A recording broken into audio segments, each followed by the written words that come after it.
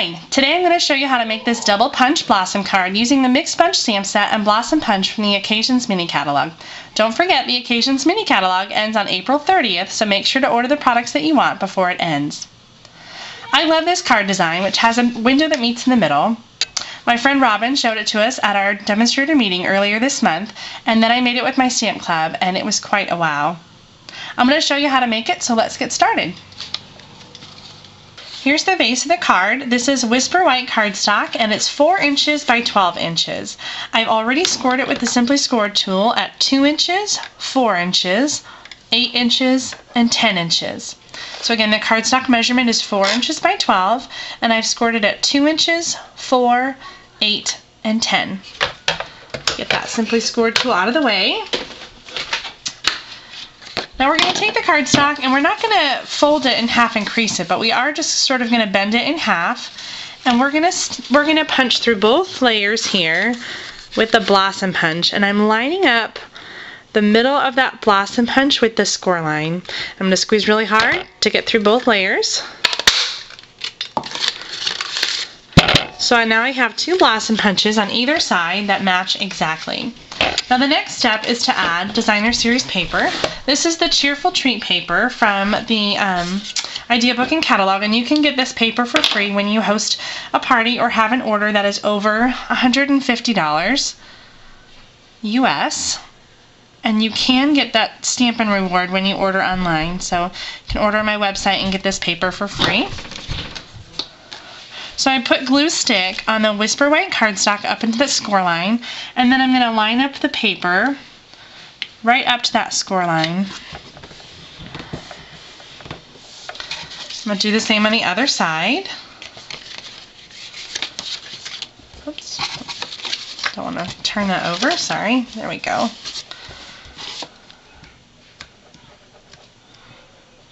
I'm using glue stick, but you could use snail adhesive if you'd like. I think it's just easier to get into those different little corners using the glue stick. Line it up with that score line, and then I'm going to use my blossom punch again and line it up so I can punch that designer paper. Slide it in there. Punch out that designer paper so it lines up just perfect. Do the same on the other side.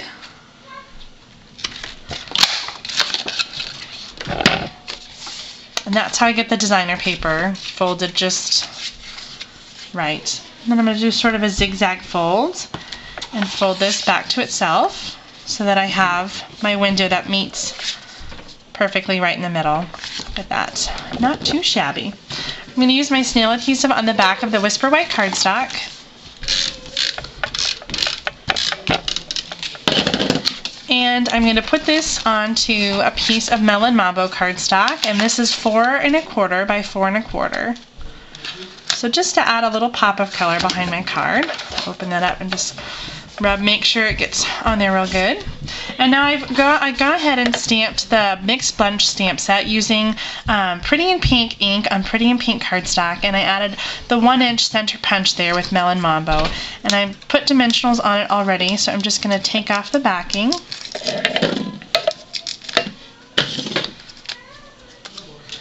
And I'm going to line up that front window and place the flower in there, lining it up, and then when I open it, it'll get caught a little bit, but after you open it the first time, it'll be fine. That lines back up there.